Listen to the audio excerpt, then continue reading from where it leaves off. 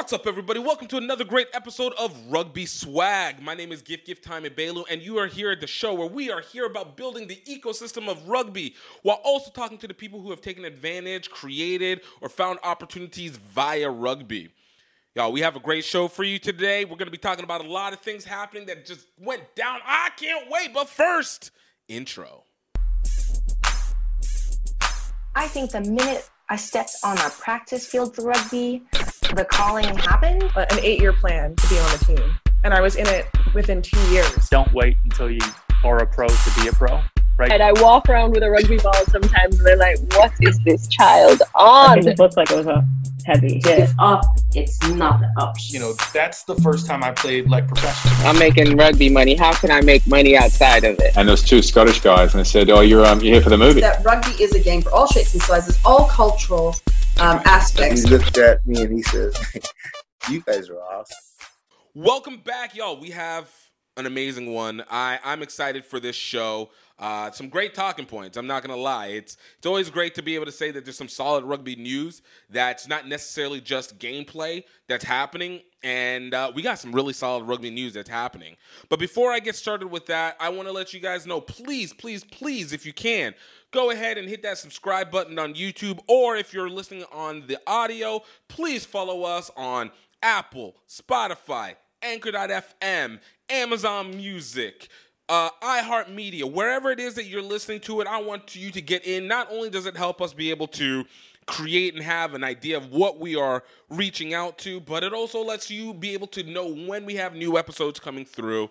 And of course, the other thing, we want you to share it with your friends. If there's something you find interesting, let your friends know. Say, hey, there's some rugby swag that I want you to know about. Let's go over there and go take a listen. It might help you out. And if you guys are like, hey, I disagree with everything you say, hey, you show your friends what you disagree with, and then you properly comment and engage and, say things. And if you need to know who you need to go and link and mention to, you can actually mention us on Instagram at Rugby Swag Show, or you can find us on Twitter at GiftTime Rugby, or on Facebook at GiftTime Rugby, or on TikTok at GiftTime Rugby, all right? So I just want you to know you got places to complain or praise, either way. And, of course, leaving comments in the Apple podcast is always a big plus. But, yes, guys, I want to thank you so much. Always a pleasure to be able to talk to you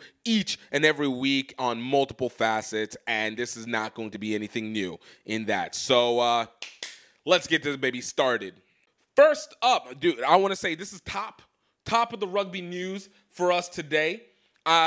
Easily might be, maybe not the biggest news, but I feel like it's the biggest news. USA Rugby has announced that they are adding some interim coaches. That is, Scott Lawrence and Richard Ashfield are going to be taking over as the interim coaches for the foreseeable future for USA Rugby men's and women's team. Now, Richard Ashford, I'm not going to lie, I don't know very much about him. This is just, it is what it is. But Scott Lawrence? Oh, that is a legend. And honestly, I feel like it's something that's been a long time coming. And it's always been interesting why he hasn't done it.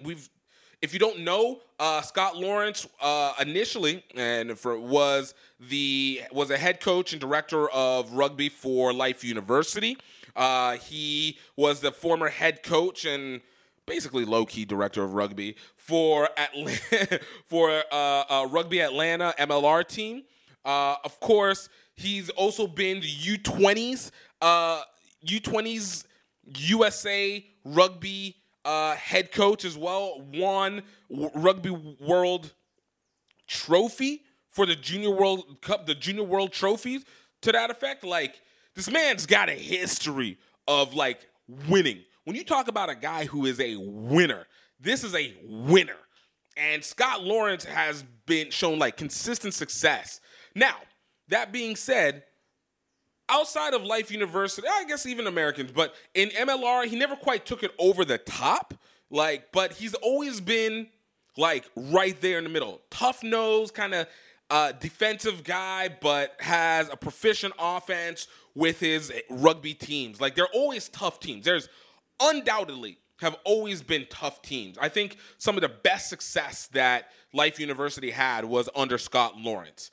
And so I find this to actually be a unique situation, only in the fact that I never really understand why he was never considered. He's an American coach. Obviously, he lives in the country. He's worked for USA Rugby. He's had a pretty solid history of being able to win at almost all the levels. We haven't seen him at the top level, but I am uniquely interested as to why it's taken this long. And even at this, it's simply just the interim tag. So, they're basically saying we're just placeholding you until future notice. But are we going to have enough games between now and when future notice is to take over? Or does he even really want it? These are all the questions, but I think we'll find them out as time goes on. But for whatever it's worth, I think this is a great situation. I'm thinking that Scott has been able to earn this position for all this time. And for what we need to do for USA Rugby in terms of our elite teams, and this is for the 15s teams, if I didn't mention this correctly, if we at least need to consider the fact that we need time. Like, we need time to be able to see how this all works out. Do we even have another coach that's in mind that we're looking to? I know, again, I talked about it the other week. There's talks about World Rugby trying to step in and do some maneuvering in the space, but still, like, why not we roll with this for a little bit and see what we can do? Players know who he is. He's got a great reputation. And we can see there will be at least strategically growth. I think he's widely considered one of the most strategic rugby coaches in the country right now. But again, is he going to be taking us to a Rugby World Cup finals good? I think it's to be determined. But I'm happy to see that he has at least a chance. And I'm really interested to see what our actual game scheduling is going to be, because between now and the actual Rugby World Cup, a lot of the top teams are going to be winding down their heavy starters. But they're still going to be trying to, get some warm-up games here and there, which would be an opportunity, but we're not going to be seeing their best. It kind of reminds me of 2019, whenever we had South Africa and Australia over at RFK Stadium in D.C. And it was just like a whatever game, because it was basically just the second and third stringers playing, because everybody was just prepping for the Rugby World Cup. Nobody wants to get injured before the biggest setup of matches, and obviously that worked out very well for South Africa, as they got to win. But what are we going to be able to see? And I personally don't think that there's a coach that's out there that would be able to take on the responsibilities and understanding that comes with the U.S., because it's been said ad nauseum, we are a very complicated situation based almost solely on the size of our country. Look, it's hard to be, the fifth largest country? Third largest country in the world? Yeah, the third most populous country in the world. And the two that are above us don't really play rugby that much, though they're trying. So this is a unique situation that comes with a lot of baggage to it. And for what it's worth, I think Scott will be able to do it. Now, when it comes to Richard, from what I'm reading, shout out to Matt McCarthy on Rugby Wrap-Up. He's definitely been a coach for Stanford and a coach for Beantown, which is, if I remember correctly, I don't remember correctly. Beantown is Boston, so he's done some WPL stuff. He has been an assistant coach for the Women's Eagles since 2013. So, I mean, he's been there. I feel like this one, again, not knowing very much about him, I feel like this is a situation of let's transition from Rob Kane to somebody that the women are familiar with. That one, I don't know if this is the best coach that's available for it.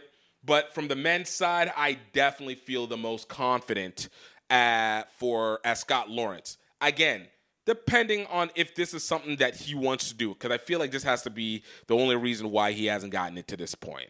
So we'll see how it goes from there. But I really want to know what our game schedule is going to be for international play at least for this year and definitely for 2024 for the 15s to see if he can get that interim position removed and actually just be a head coach. Hey,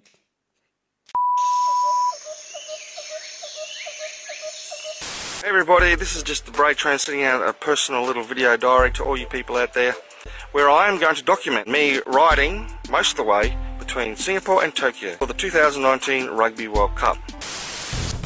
I needed help, and it came from Louisiana. We in Singapore, baby!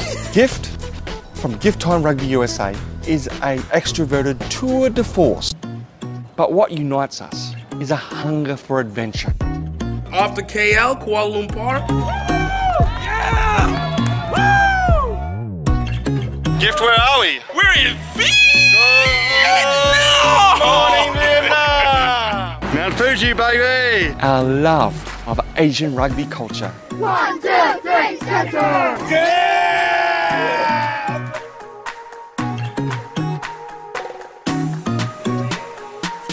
Rugby is starting to develop here in Cambodia for women as well. Valkyries, the mighty, mighty Valkyries! We're out here, we're running out of energy, we're running out of money, and we're feeling isolated. And yet at that critical moment, friends, family, sometimes complete strangers come on board. Before you know it, we're back in the game. Tokyo, here we come! Malaysia, Thailand, Cambodia, Vietnam. Watch the full adventure at crugby.vhx.tv. That's C like SEE rugby.vhx.tv. Speaking of USA Rugby news, some big news came out of MLR this week, and I am actually for this. Now, let me preface some stuff. Well, let's talk about what this is. MLR and Fox Sports, who they've been partnering with for the last couple years already in streaming and broadcasting games, announced that MLR games will actually be on the national broadcast. What does that mean? FS1, the one that the cable stations actually get. Like, you can get just normal cable and get that, or you can stream it easily, as well as FS2, which I think this one is a big deal. If it's on FS1, I am beginning to believe that they're actually making business decisions. And I remember watching actually a little podcast clip from Dallin Stanford's podcast. It was Full Context CEO podcast with Alex Magleby. My bad. Just wanted to make sure you got that correction. With George Killebrew talking about, well, it looks like this year the owners actually want to create business and actually want to make business decisions as opposed to just trying to make the product on the field the most product on the field, like just trying to improve the product on the field. They're actually trying to do it. You know, we face things in our first year here that we now understand a lot better, and it just feels like we're more of a well-oiled machine, still knowing that going into year 6, you're going to have curveballs at the head, you know, that you weren't expecting and you got to duck out of the way of and handle. But I get that sense. I get that sense in the ownership group. I feel like everyone now is kind of settled in. They know what it takes to be successful as a business. They know they have to pay attention to the fundamentals, not just the rugby operations. They got to look at all the mundane things that we do day to day, like ticket sales and sponsorship sales and marketing and local broadcast agreements and community relations and all those things that go into, you know, the front office of a team. And I feel like there's a more of appreciation for that today with our groups, rather than I just want to put the best team on the field and try to win the Shield. So I am led to believe, even though it has not officially been announced, that there was at least some level of a production deal made. Now, if as a media distribution deal made. Now, does that mean that they're making that FS1 Fox, in essence, is actually going to be paying out major money to MLR? Maybe not, but they might be paying for the production cost, which would be hundreds of thousands of dollars over the course of 18, 20 weeks of gameplay.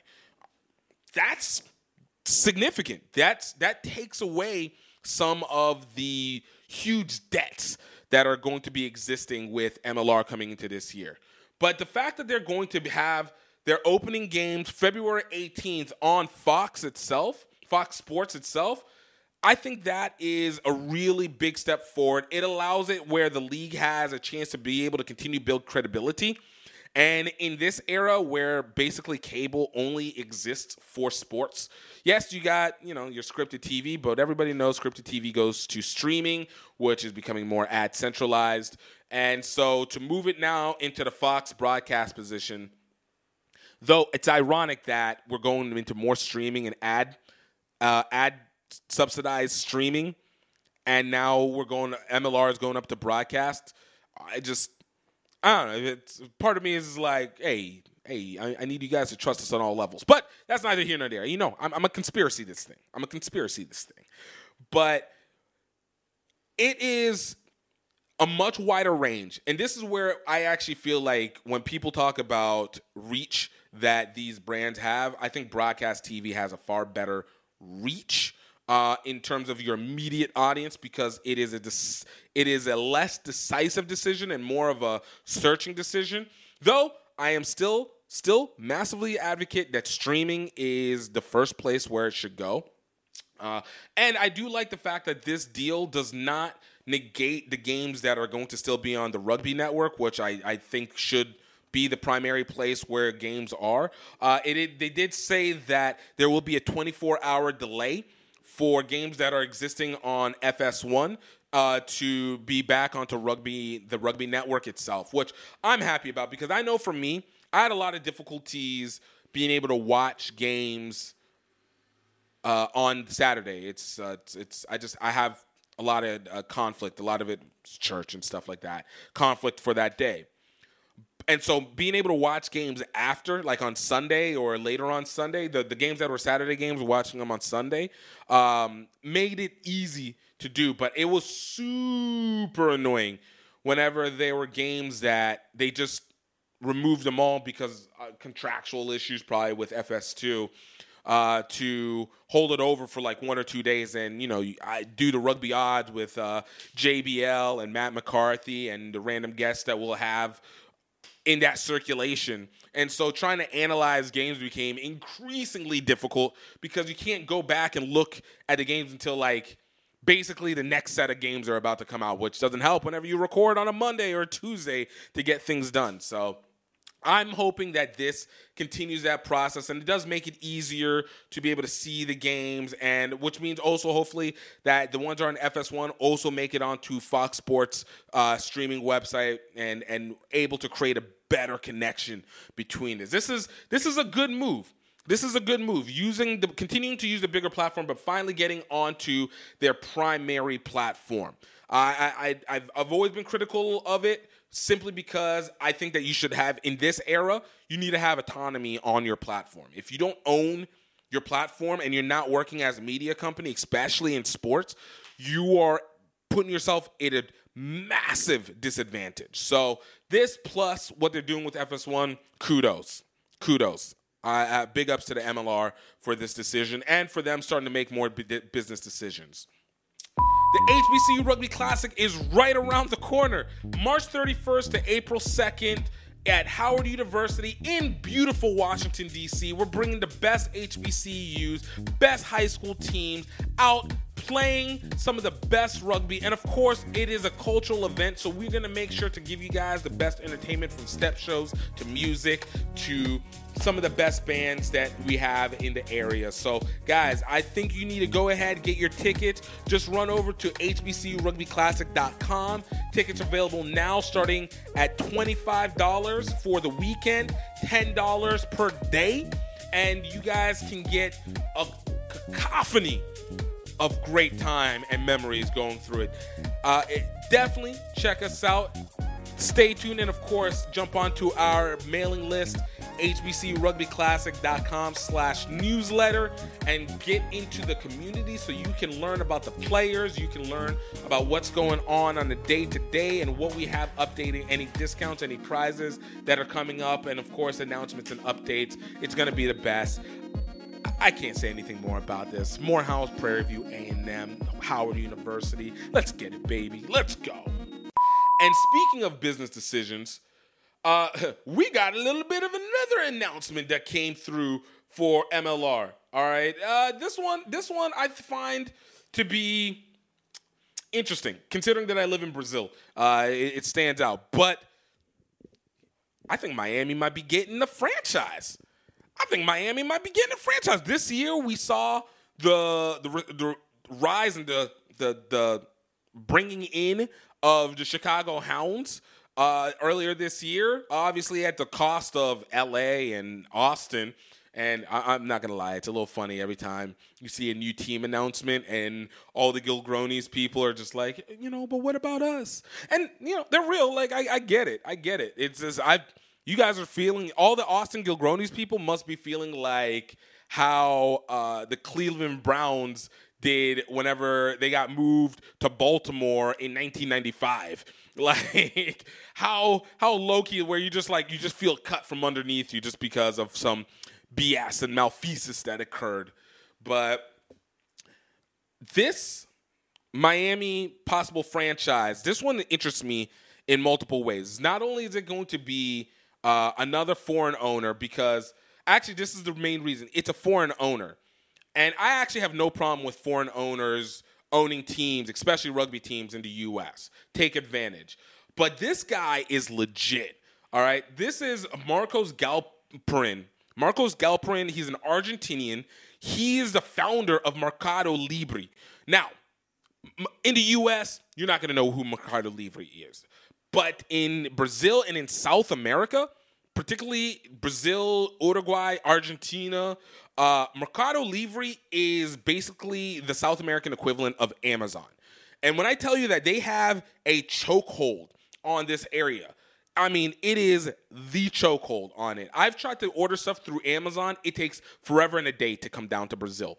But through Mercado Libre, within a couple days, they own it. And the founder and the owner of this company now is going to put a franchise in Miami. One of the most show affluent towns in the U.S. Of course, huge Latin American base in Miami. So I think that probably plays heavily into it.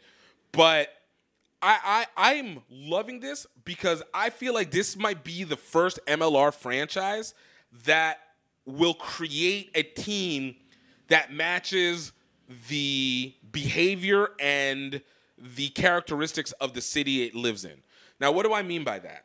So we've had these teams. We got teams, obviously, in New England region. We have it in D.C. We have it in Atlanta, New Orleans, throughout California, Houston, Dallas. But with all these teams, while the audience obviously comes from the area, Seattle, obviously, I forgot as well. While the audience plays in, while the owners, are connected to the region, I don't ever feel like any of these teams represent in terms of like a similar characteristic to the towns that they're in. Like, it just doesn't feel. It feels like they are teams that are located in those cities. But if you took it out of those cities, you could put them anywhere and it'd be basically the same thing. I want to see teams that actually feel like their team. And this guy being Argentinian, and Argentinians, if you know Argentinians, and I know a few, they are extra in their own way. Of course, we see after the World Cup, but, they're extra in their own way. But this would be in Miami, in Latin America, the North American component of it. Like, I feel like we would feel a Miami team, regardless of whoever the players are that come to it, whether it is more Latin American players, American players, whether it's New Zealanders or whatever, that team is going to feel like it is a Miami team. And I think they're going to have to, because Miami is not an easy market to put a sports team in. Like, if you actually look at the history of Miami, outside of like the Hurricanes, which are actually located outside of Miami in Coral Gables, and maybe the early days of the Dolphins, like most Miami teams don't do well. They don't. We see it. The Heat were really not doing that great until LeBron and the trio came through. LeBron, obviously, Dwayne Wade was already there, and Chris Bosh coming in, and then you saw this resurgence of energy that came with the team, and there was a connection because they were winners. The baseball team the Marlins are amongst the worst baseball teams in the league. Like they don't, and their attendance is terrible. The Dolphins always had a history of it, but right now the Dolphins are mediocre. They got a playoff, but even they have struggled with attendance issues for their games. So the reason why is not because Miami fans are inherently like bad sports fans, but it's just there's a lot to do in Miami. Like, it's the same issue that LA has, Atlanta had to some extent, while ironic that Atlanta gets every sporting event ever. It's still ironic. But they're not bad. It's just there's a lot to do, and you have to really connect with the town to actually make sure you're doing it. And that is a town that has not just a huge Latin American base. Obviously, it is a very multicultural city. Region. I'm going to say region because I'm going to include Miami, but it's really Miami, including Fort Lauderdale, including West Palm Beach, including some of those surrounding areas, maybe a little bit of Naples, maybe the bottom part of Naples. Okay, we're not going to include Naples in that at all. But really, definitely West Palm Beach and Fort Lauderdale, Miami, like that is going to be their base. And that is like African-American, Haitian, Hispanic, primarily Cuban, and then Brazilians all up in that region. And you need to focus on being able to bring out the full characteristics for them to ride for you. And I know the Florida people are going to be really excited. Florida is a state that has remarkably decent rugby. Like, they're pretty proficient. The one problem they have is that they're so regionally distant from most of the power base of the U.S. rugby community that you don't get to see them play a lot of cross competition unless you're seeing it in a playoff game or you see Florida players playing for other teams in the playoffs. So this one is going to be interesting, but it's going to be hinged so much on the fact that the characteristic of the team, I believe, it's got to match Miami. And, if you're coming in from Argentina, you are one of the richest people in South America off of this amazing company or this, what you want to call it what it is. It's a monopoly of a company, to say the least, in South America. Like, I think they're going to bring some flavor. I think it's going to be something extra, and I hope that catches on consistently. Going back to what we were talking about before, take care of the business. Take care of the business. The business is absolutely real. Before I let you guys get back to it, I want you guys to go check out rugbyoutletmall.com. This is the place where we are bringing in casual rugby wear. We're trying to set up the designs, make sure that we are giving you something to represent rugby. That's not just a jersey, and that's not just your kit. It is something that you and your friends and your mama and your kids and your parents and your best friend and your wife and your husband and your boyfriend and girlfriend and your they, and just make sure that everybody is able to rock some rugby gear without having to necessarily be stuck to any one type of rugby gear. We want it for your day-to-day, everyday life. I know that's redundant, but that's how beautiful we want it to be. Definitely check out our most recent update, our Rugby Swag Show shirts. They're available now for purchase. You guys can get it. And for any first-time buyers, I'm talking to you. I'm giving you guys 20% off the first purchase. Take as many as you want, 20% off the first purchase. And of course, if you guys get on the newsletter, you guys are going to see more coupons and discounts that come along with that as well too. But 20% off, and all you guys need to use is coupon code GROWRUGBY. That is GREAUX Rugby. Great quality gear, definitely something for your present, something to be able to give. Obviously, we just got past the year, so that means birthdays are coming out. Valentine's Day is just around the corner, and you have so much more. Hook your family, hook your people up with what's right. Go to rugbyoutletmall.com and enjoy out. And of course, it helps support the show and our media endeavors. Let's get you back. Let's talk American Raptors, because we got some news about the Super Rugby America schedule, and that news is that it got released. All right, we know first games are coming on February 18th, which we haven't actually, I still haven't seen where they're supposed to be playing their games, like showing the games. I know that the Raptors said that they will show their home games, obviously, on their website. But to have a February 18th game that is directly in competition with the MLR, it's bold. I appreciate boldness. I don't know if it really means, maybe it's not even that bold because we don't really know the ratings match. But at least, you're trying to bring something. But we got the matches, and for the American Raptors, like, this is one of those where it's a favorable travel schedule. It looks like they're really trying to make sure that they can keep it in the realm of making it cost effective as it should be. So from what it looks like off of the first month of play for the Raptors, they're on the road. I'll put the post up in the description, but they're basically on the road for 4 weeks straight, and then they get to be at home for 4 weeks straight, and then it splits between the last 4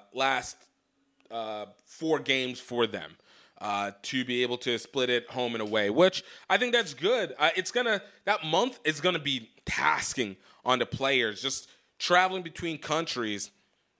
If anybody knows what it's like having to travel on the road, that thing wears down on you like crazy. But I love the fact that they are at least trying to put themselves in a position where they are not going to over-leverage themselves on trying to bounce up and down between it. It's good business. And I don't even think that probably a lot of these countries were going to be able to maintain that schedule, since the majority of them obviously exist in South America, if not the majority, literally all of them, except for American Raptors. Now, one thing coming from the camp was being able to get the new rosters together. And I felt like, there's people that were murmuring a little bit about the addition of some non-U.S. players in there. And honestly, I'm kind of glad that the American Raptors aren't doing 100% U.S. players, but they're doing the majority. What Eagles Overseas, the account on Twitter, Eagles Overseas, I think they do Twitter Spaces and stuff like that on Twitter. They said that in looking at the roster, they counted off about 39 U.S. eligible players that were on there. This is a preseason roster of about 46. It's on there. That's awesome.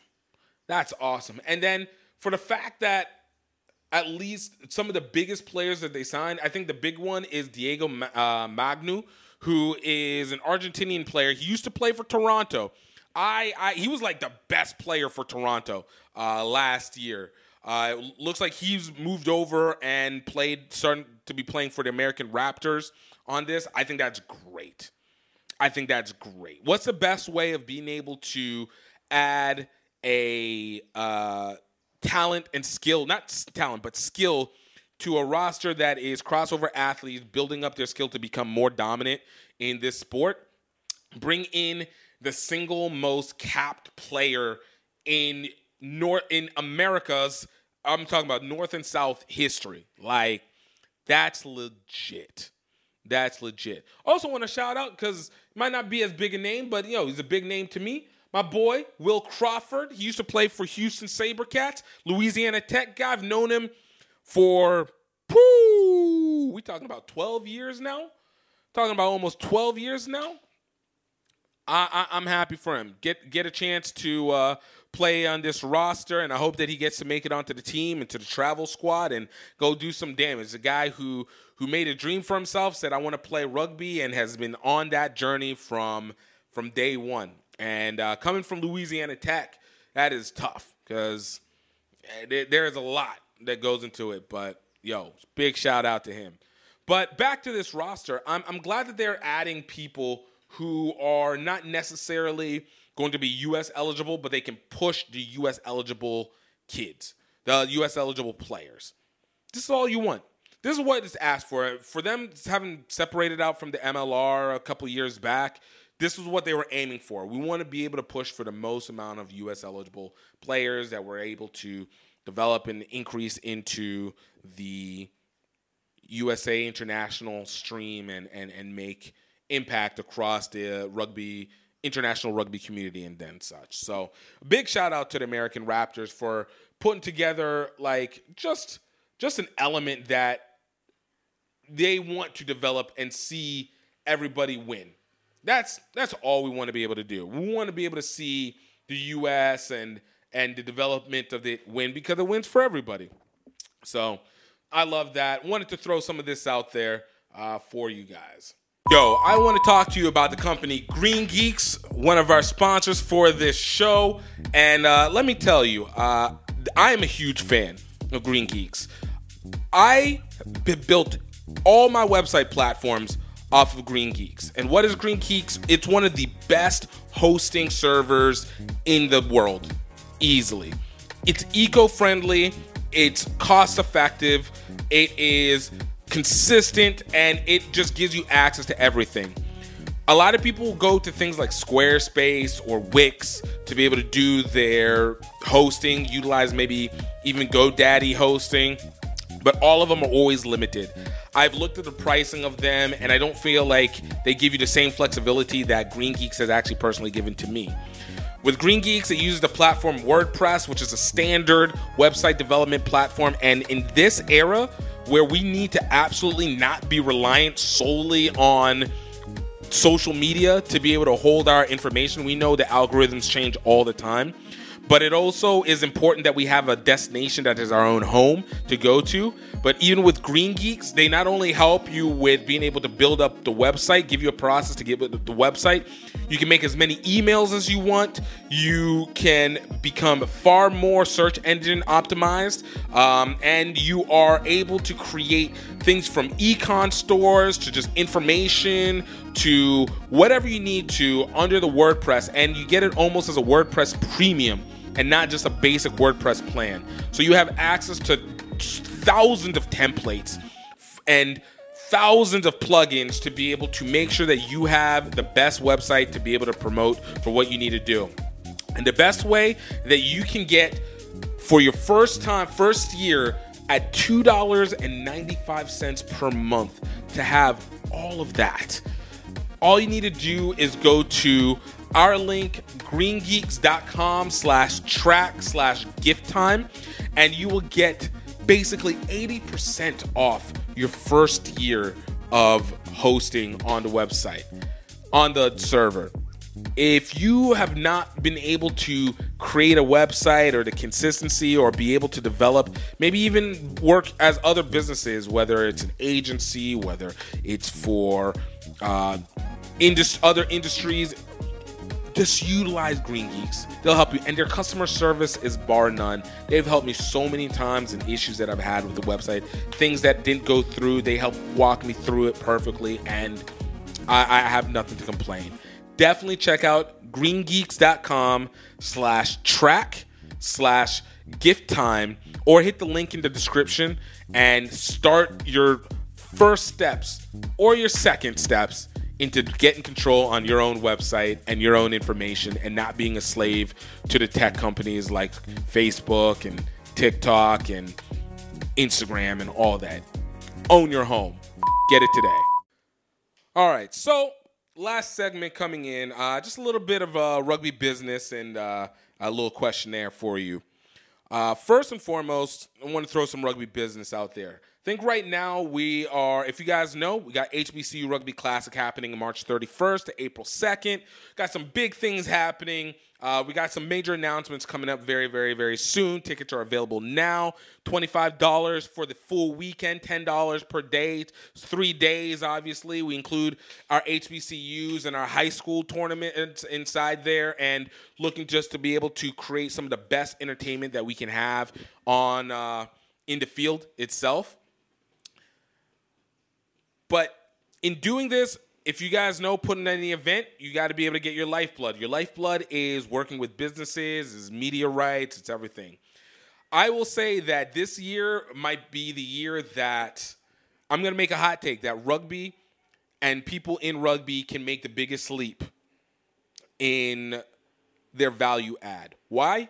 Because we're entering into the fear of the recession mode right now. This whole quarter has been fear of the recession. Hey, what's going to happen? People tightening up their purses. We all know about the tech companies that are laying off people. What was it? Amazon laid off 18,000 people. Meta laid off 10%. We're seeing it even in smaller companies. Like, we're seeing big layoffs in a lot of industries that are developed for massive increase of growth, but not profit. Why does that impact what rugby does? Well, because right now, a lot of companies need to make sure that they are actually reaching to an exact audience. And we need to make sure that we are actually fulfilling, because we have an audience. There's a value add. Part of the process of reducing ourselves from our rugby insecurity is to know that we have a product that people will want to watch, or we have to create it. But it's in these moments is where your true value ends up playing out for the next 10 years. If there's a recession, those who make money in the recession fly and swarm. So for me, I know I've had to work really hard to make sure that I'm implying the value that comes from what we do, whether it's from GiftTime Media or whether it's from the HBCU Rugby Classic directly, and knowing that we're not just talking about creating value for today, but creating value over the next 10 years. And I think a lot of you who are in working rugby organizations, building rugby companies like myself, or our players, need to make sure that you are creating a pitch that says you are going to deliver this. It can't just be, hey, you're on the jersey itself. It's not 1950s, okay? Remember, it's not the 1950s. You have to also put it around on places. You have to push it. You have to create stories around it. Whatever it is the awareness of whatever the brand that is going to be working with you, that you're going to be partnering with.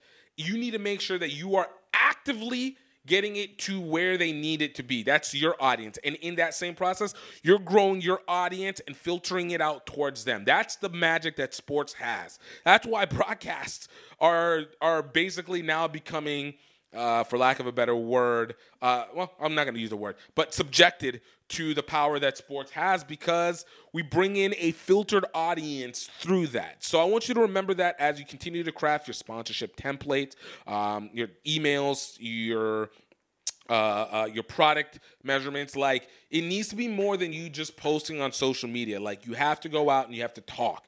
Watch a thing, I think this was on Valuetainment, was a great way of saying it, but I've experienced this myself, is that this is the time where you have to be intentional about who you're going to go reach out to. You got to make the calls, you got to make the emails, and you got to make the calls. Like, you got to make the calls and you got to get there in person. If you can get there in person, get there in person. If you can make the calls, make the calls. And these are the hardest parts. If you want to be able to, if you can just simply do the emails, well, make sure that those emails are dynamic enough where people are going to schedule with you, because then you have to go make the calls.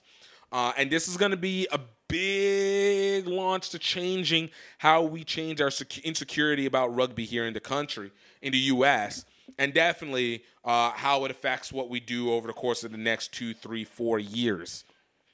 Big deal. And look, if you guys need any help with any of it, go to gifttimemedia.com, put some information out there for you. You guys can schedule a consultation. That one is actually paid, but the information I'll put for free out there if it helps. And then if you need some more execution points, definitely hit me up. But I'm dead serious. This is the year that we need to be focusing on cultural characteristics of rugby that are uniquely to our culture. And then being able to develop the business side of rugby. Like, everyone talks growth. It's hard. Anybody who does youth rugby can tell you it is very, very difficult to do youth rugby without resources. It is very, very difficult to make people stay as a volunteer without resources. It's very, very difficult to be able to travel the way that you need to without resources. So to be able to do that, it has to be more than you either begging, or it has to be more than you saying that this is the right thing to do, or it has to be more than you saying this is going to be printed up on such and such thing. Like, work the emotion, but don't forget there is a logic that you want to be able to build behind it. So if you need any help, definitely hit me up on that. The second thing that I want to finish off with is, Perry Baker. Perry Baker's been on a Twitter game lately, and I'm, for one, am loving it. He's been posting, and I feel like he's working himself into trying to be a better influencer. I don't know whether he's got a brand deal that happened or he's just got time on his hand, but he's been creating some intriguing questions. And this one I thought was really, really good. And I'm going to let you guys get your response. I want to hear your responses on it, either on GiftTime Rugby, on Instagram at GiftTime Rugby, or on the comments in the Apple Music, and you can find it on Facebook, but who's super using Facebook that much? But the question was, if rugby players made as much money as American football players and soccer players, it probably wouldn't have the same athletes, in his opinion. But then, would rugby be the same far as characteristics? What he's asking is, if rugby players made the same amount, so if we're talking about American football players, you're either saying if you take the average, let's say, NFL salary, which is, according to NBC Sports, is $2.7 million, and you take the average, let's say, I'm going to go Premier League, because I think Premier League soccer has the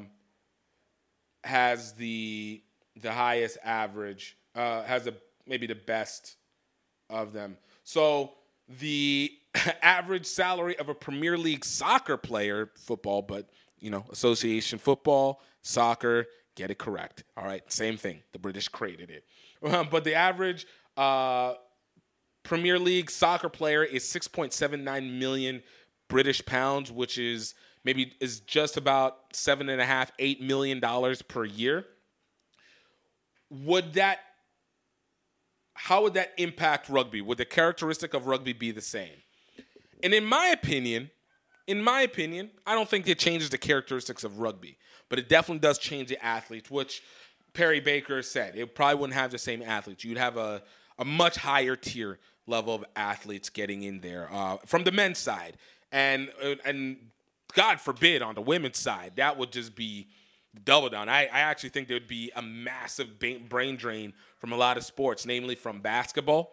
And I think we would see a lot of field hockey players crossing over there. Though I don't think there would be a lot of MMA players, because MMA is so independent that I don't think it would be beneficial to them. But I think in team sports, you'd see it from field hockey and you'd see it from basketball. You'd see a turnover there. But women have a pretty high level amount of athletes. But I don't think it would change the characteristics of a game. This is why. The characteristics of the game can be built into the culture. Money reveals and maybe enhances how much those characteristics get implied. But if you're thinking that players are going to be more entitled or more, what's the best way to say it? More entitled or become ruder like the stereotype is, I'm going to break it to you. Rugby players are assholes too. Like, have you watched them talk to coaches? Like, you had a whole, the Marler guy in England had a thing about, saying he slept with some player's mother whose mother has cancer. Like, yo, players are assholes now and they don't make nothing. So I actually think that to some extent, if there's not a small pie, I think the only thing that changes might be the level of willingness to break the body for the game. And honestly, I don't think that's necessarily a bad thing. I think there's always going to be toughness because in any contact sport, you're going to play tough. And whenever you go against somebody who loves the sport and is going to crush you, and they'll do it for free or they'll do it for all the money in the world, it's going to humble you. And if you know that you're making more money off of your championships, it's going to motivate you. Now, does it say that there's going to be players who aren't really that interested in the game that are only going to be playing it for the money? Of course, but that already exists now. And it's not even that much. It already exists. There's already legacy players, generational players who have families who've been playing for ages. There's people who all their country does is just rugby. There's people who are in it because it gives them enough of a living to get by, and they just get through. That doesn't change with the level of money. What would end up changing is the notoriety of the game itself. And now what would actually end up changing is how much expectations and pressures would come on the game. Now, I do think that there would be a strong reduction in the level of access that people have to rugby players right now. And that's not necessarily a bad thing. Sometimes you need to filter the people. We know from the internet, too many voices can create a problem, but not enough voices can also be a big issue. I'm going to be on my World Rugby hater stuff again. But I think the only real issue what I would have is like a organization like World Rugby getting too greedy and trying to essentially run as a monopoly, which, again, to some extent, I think they're already trying to do, but thankfully there's factions that don't allow it to overrun too much. But yeah, I think that would be the only issue that, would World Rugby now become more like FIFA and be far more susceptible to problems? Yeah, I think that could be a real thing. But in terms of the game itself, in terms of the character of the people that are going to be playing, I still think it's going to be right where it is. Like, from a grassroots level, you'll still have, it's anybody type, any people can play. The motivation and the filters of the people are going to increase. There might be a slight reduction in adult club leagues, simply because of the fact that a lot of those best players are going to transition to try and be in the top leagues, trying to make a real effort and money. But again, if you end up finding ways to either use clubs as a practice environment or be able to open up for training environments for grassroots and other elements, I think it does add a different level of an ecosystem. So I would definitely be for it, but I don't think it would be the gloom and doom that people would.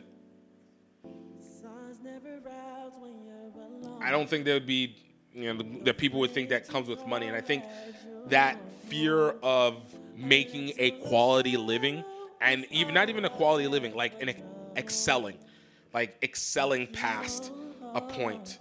I personally don't think that that's a healthy way of thinking. And I think that actually helps reduce the impact and the elevation of the game. It's that old school elite, British mindset of if you get paid for it, you don't understand the spirit of the game. That's complete and utter nonsense. So I'm with it.